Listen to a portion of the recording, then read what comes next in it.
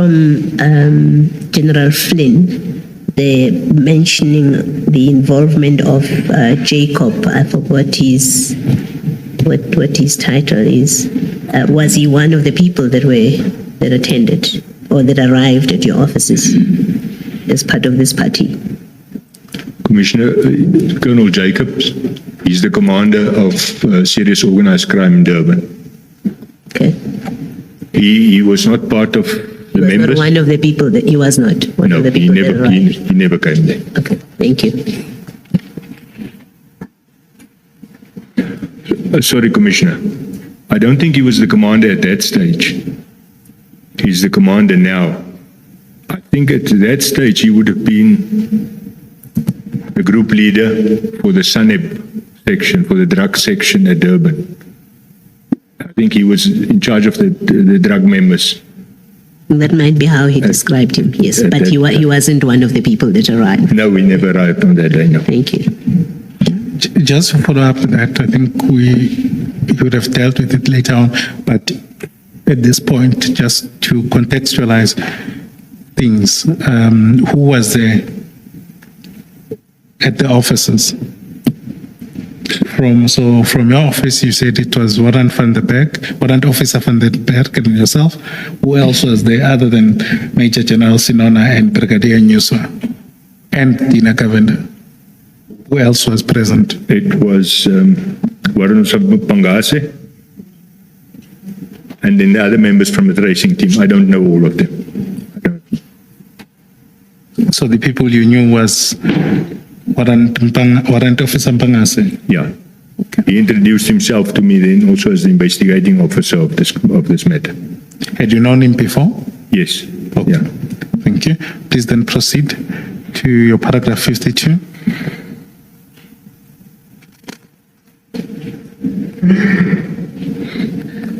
Major General Sinona and Brigadier Nyuswa were together and interacted with the TRT and DPCI members as they arrived.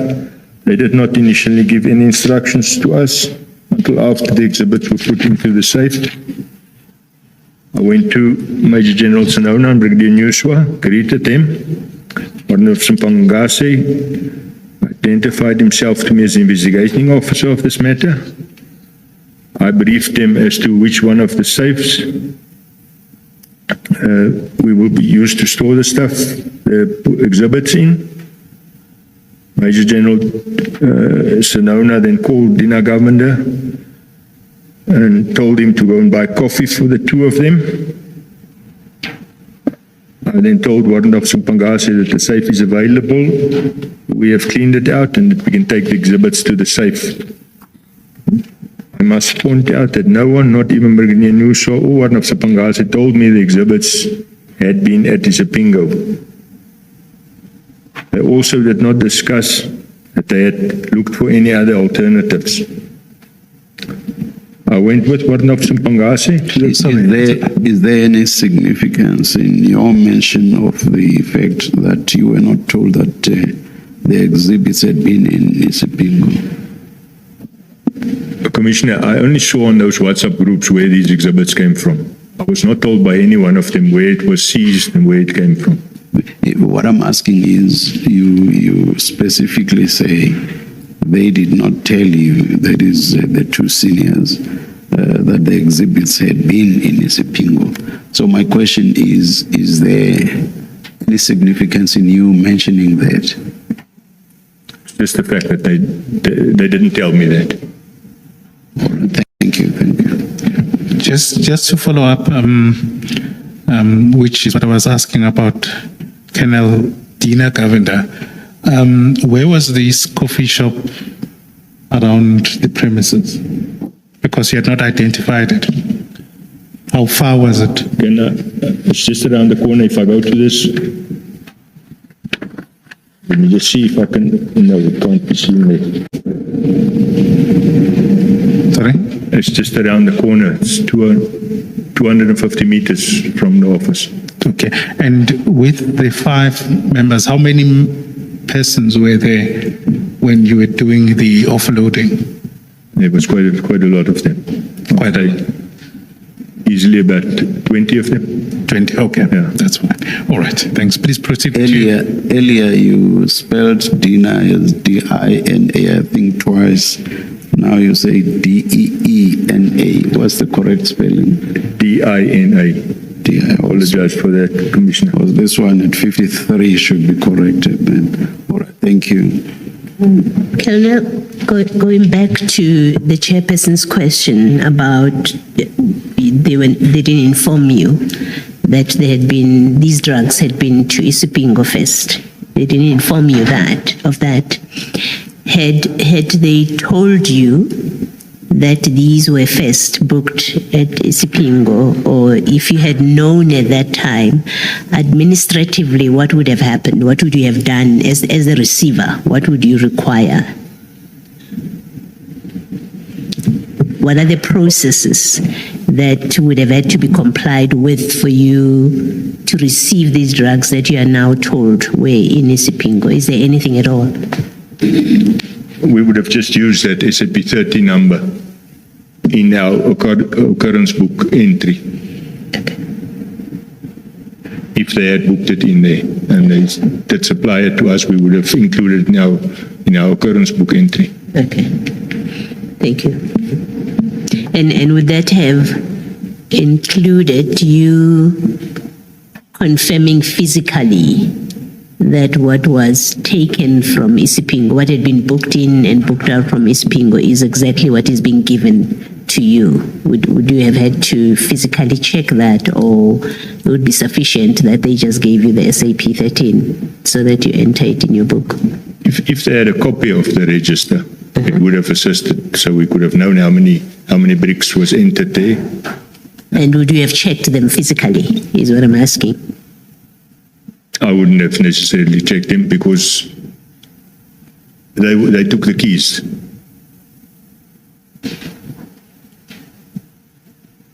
Okay, all right. Let's leave it for now. Colonel, why was this not a red flag to you that they did not tell you that there's a police station of origin where the exhibits are originally booked and a case is opened with a case number? If they were just bringing to you consignment of cocaine, 554 kilograms, without knowing the station of origin, when surely that should have raised issues with you, because they could have been trafficking cocaine illegally. I mean, if it was seized somewhere, it had to be booked in a police station, and there should have been an SAP 13. And if it was coming to you only for storage, then in your own occurrence book, you should have recorded that it has been booked at a police station, either in Sipingo or WAF or wherever. It is only coming to my offices, because yours is office and not a police station, for storage because you have a safe there. And then you keep a proper record of what has been brought to your offices. I mean, the fact that you were given an instruction to just store drugs, but you don't know where they came from, that is a problem, isn't it? Commissioner, I agree with you. The first red flags that I saw was that these exhibits were not brought in evidence bags. They were not sealed. It was brought in the same black carrier bags that they found it in wherever the container was that they found it in. It was all put out nicely to take photos on the ground, and then it arrived back in my office, still in those same bags, not sealed in evidence bags, like it should have been done. It should have been processed by the proper people for DNA, for touch DNA, for fingerprints, all that. These arrived by me just back in those same bags that were seized in. It was completely wrong. So being aware of those irregularities, and you've mentioned at least 5 of them, you still obey the instruction. That's correct. But then it was an unlawful instruction. I won't say it was unlawful, but the fact that there was a lot of red flags, and the 2 senior this general and the brigadier was happy with it. So you, as long as your general and brigadier were happy, you were also comfortable. I was not comfortable, but I cannot point that out to them. But if you say they are bringing drugs to you in packages, they are not sealed, the drugs were not properly booked at a police station, there's no proper documentation or record, and it comes to you for storage. What if they had stolen drugs from a larger consignment that was properly booked, and you were being made part of drug trafficking by your superiors? Were you not concerned that it could be that? I didn't at that stage think of it that way. It was just that everything they did concerning that consignment was wrong. The way it was handled and the way they packaged and everything was wrong. But it's wrong because it doesn't comply with prescripts, and that's what makes it unlawful. It's not wrong because my brother and I think it's wrong. We are not policemen, but you are a policeman and you know how exhibits should be handled. And if it was not handled properly and you are being instructed to store it in your office simply because you have a safe, then that is unlawful. I don't think it was unlawful, Commissioner. It was just supplying them with a storage space. Let's take it at the level of red flags, which you accept were there. Earlier, in response to a question by Commissioner Baloyi, you said that it is open to you to question your superiors about something that you think is improper. Why did you not question them here? Regard being head to the fact that you accept that there were red flags here.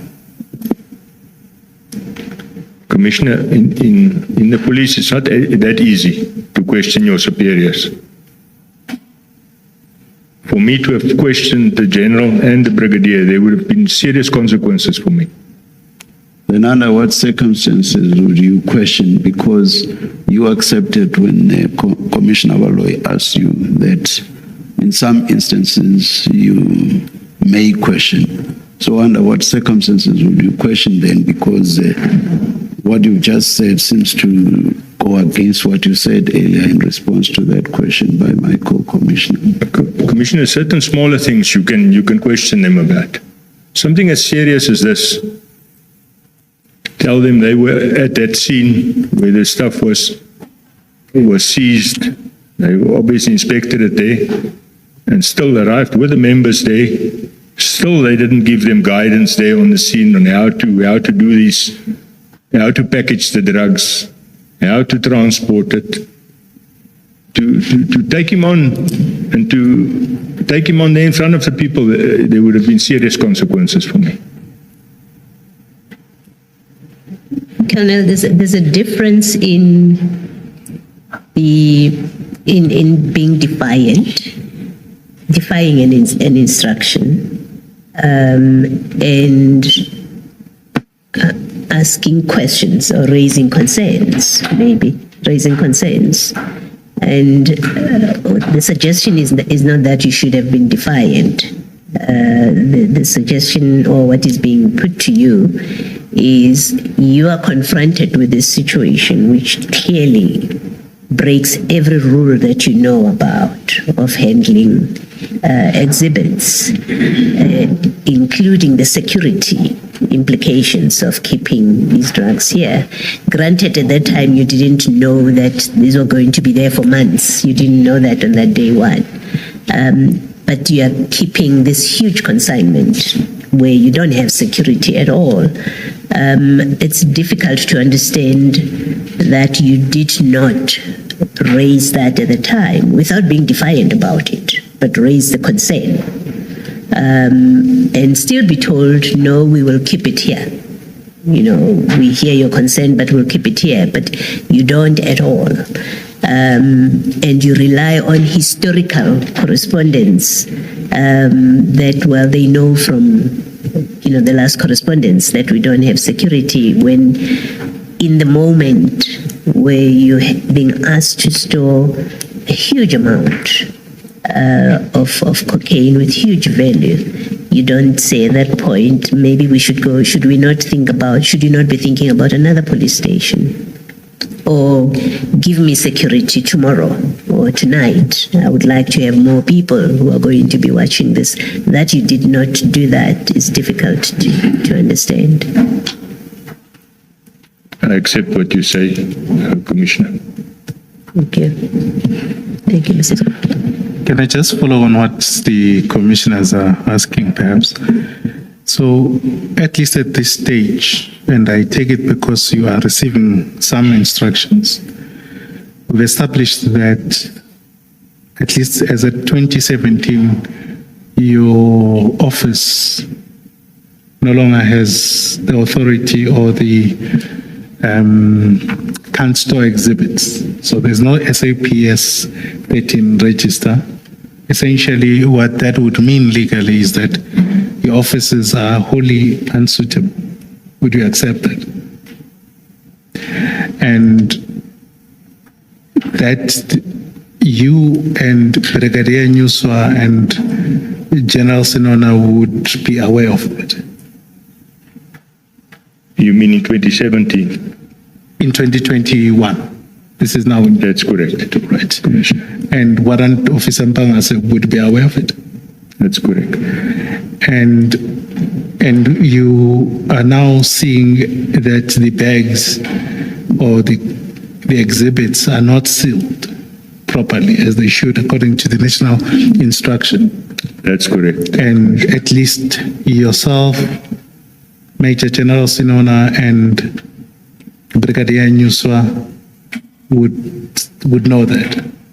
That is correct. That it would be contrary to the prescripts. That's correct. Now, in terms of seniority, Major General Sinona and Brigadier Nyuswa were the ones giving you instructions, and you saying you had to obey those instructions and commands. That's correct, Commissioner. With hindsight, would you say that